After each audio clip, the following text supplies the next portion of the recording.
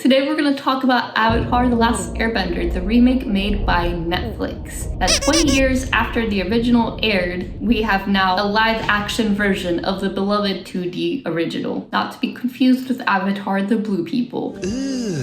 Brother, what's that? Already lots of people are on the internet talking about how this new adaptation has missed the mark, as so many live-action adaptations do. And while all of that is interesting and important to discuss, this analyzing of the content, I'd rather discuss actually more of the overall context. The why. Why are the creators of the remake unsuccessful in capturing the magic of the original, now 20 years later?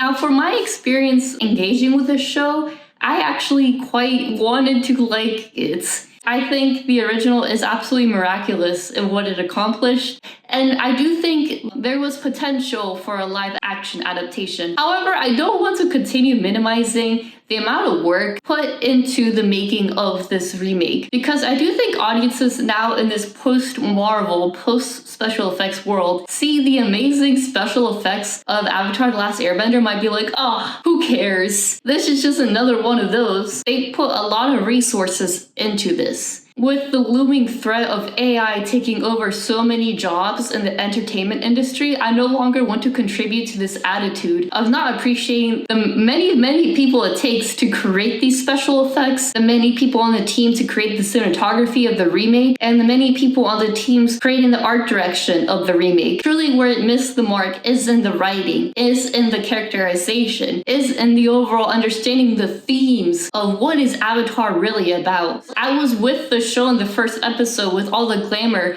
of the special effects, of the actors physically going through the movements of bending, of seeing it with real human bodies. I had a 1-month boot camp where they started teaching me bending. I studied Bagua and Wushu. And not to take away from like how miraculous the original was, but there's a lot of work to be done to put actors in these costumes, in these wigs, in this makeup, in this setting, and to have them learn and train to do these movements, and then to have that occur, and then to add the special effects later. Like, lots of people are working on this. And this may very well change, like I mentioned. Like, AI may be taking a lot of these jobs away. AI is being used for scripting, for shooting and producing movies. And here's part of a short film that I saw on Twitter, generated almost entirely by AI. Take a look. Emu. What? 32 crust, rare bird, emu. And that's why I was a little bit taken by the first episode, you know, like I wanted to like it and then I just couldn't. It just kept going, and I realized even though I'm watching the show, the moments where no one's bending is just the biggest offense. It's really boring. It's so boring. Unbelievably boring. Like, I just can't get over it, man. Like, I wanted to like you. And at the end of the day, as we all see, like, it doesn't matter if it's Avatar the Last Airbender, Avatar the Way of the Water, if it's a Marvel film, if it's a Disney film. It doesn't matter. If you conflate it with a giant budget, it's not gonna make a good film. Because that's not what art and film and television is about, bro. But anyways, I don't want to just add to this sucks. Ugh, why can't they get it? People like you make me sick. What's wrong with you? And get out! Did writers not watch the show? Listen, I literally had the same thoughts. Watching the Avatar the Last Airbender, the remake, I also am like, did the writers not watch the show? Like, did they not watch the original? What?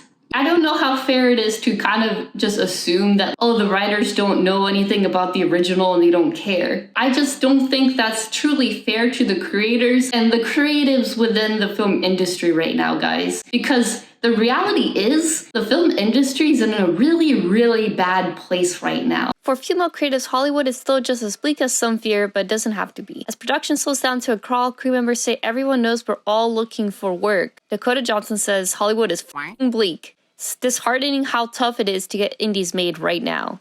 Dennis Villeneuve says Hollywood is in a very conservative time. Everything is about Wall Street. Issa Rae says, it's frustrating to see so many black shows get canceled. I maybe try to independent down the line. So essentially, directors and actors have been mentioning that funding and financing and creating films incredibly difficult to do anything that's original. Even Ava DuVernay, a prolific director, has mentioned that she could not get funding for her most recent film, Origin, and therefore had to find a new way to fund her feature film. And I just want people to have that context, to keep that in mind when they're engaging with these really big budget, lots of resources, lots of people involved projects and wondering why does it seem like creatives are just missing the mark all the time? What's going on? The people running the industry right now, they're putting a lot of thought and resource, not so much into what's engaging as a work of art to audiences, what's gonna make film as a cultural relevant thing, continue to be valuable and important and effective. No.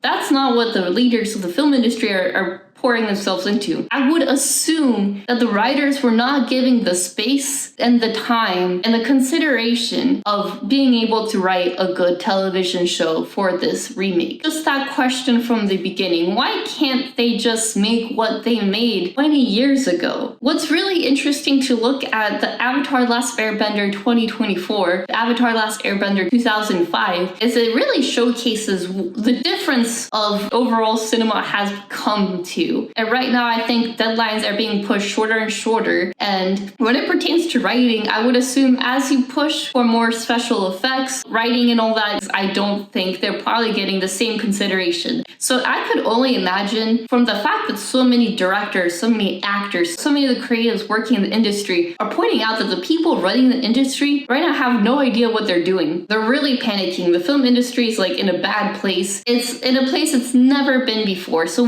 how can we possibly expect the same outcome of some people making a show in 2005 to some people making a show in 2024? It's pretty sad though that we're here. It's a sad and scary time, I'm not gonna lie, it really is. So in a way, me pointing out this context, I do think wants to give a little bit more credit to overall the creators, the writers involved, because I just don't think there's an environment where creativity can flourish. Overall, I do think the remake, one big aspect of it is that it really does feel like a Marvelification of the original, which is so ironic because Marvel is all the one superhero that can save the world, and he's gonna work with cops and the army, and they're gonna have cool weapons, and he just has to, at first he's maybe a little bit dorky and awkward, but if he gets his powers right, he can save the entire world against the evil bad guy. That's not what Avatar is about at all. What makes the original so miraculous? It literally does the impossible of teaching genocide to children. That's what the original did. And that's when the creators or remake are we're gonna include more violence because this show is for the adults that grew up watching this. And that just makes me roll my eyes so hard, bro, because why are we always treating children like they don't exist in an adult world? Why do we act like children don't exist in the same world that you and me exist? The war does not exist for children, because it does. And that's what's, I think, so powerful and beautiful about the original, because the original did take children very seriously, took some of the most serious topics you could literally possibly think of, and was able to teach it to young children, and teaching about how do you decolonialize your mindset, how do young men and young boys like Sokka and Zuko and even Aang work against toxic masculinity. Did really beautiful ways of showing these are characters that are 11, 12, 13, 14, 15, blah blah blah, and they're working through how to communicate with each other as friends. How Aang has to deal with his crush on Katara, and dealing with the fact that she doesn't really like him back. Just very intimate, very real to life applicable things. And that's something the remake completely does miss, right? Is just the overall application of what is occurring in Avatar the Last Airbender is applicable to you and me existing outside of the fairy tale world of element bending, considering how important actually a remake of Avatar the Last Airbender could have been right now, considering with what is occurring in the genocide of the Palestinian people in Gaza right now. The way that what is occurring to Palestinian people now in a long time has been brought to the attention of young American people in a way that hasn't been in years. The remake could have had such a cultural relevance and such a cultural impact right now for us to be discussing how to decolonialize our mindsets. How do we deal with an impending genocidal entity? This corporatization of art, film, television, media is what happens when you keep pumping and pumping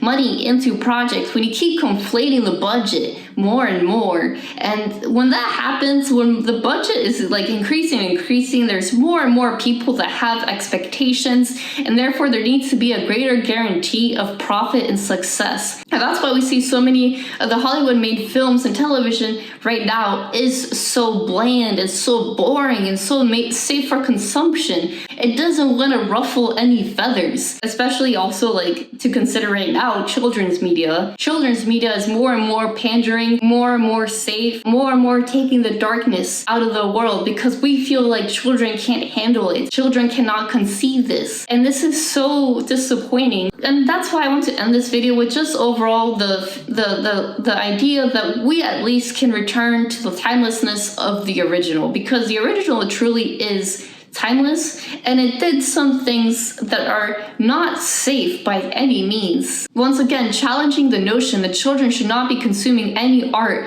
that does not show the realities of the world, the same world that you and me live in, that is run by adults. So yeah, I hope that was helpful in considering maybe the context of the film industry at large and why it is that we can't really, just keep making the same things we made 20 years ago. And, the pendulum swings. So part of me, even though it feels quite hopeless, we're in a never before space of AI and things.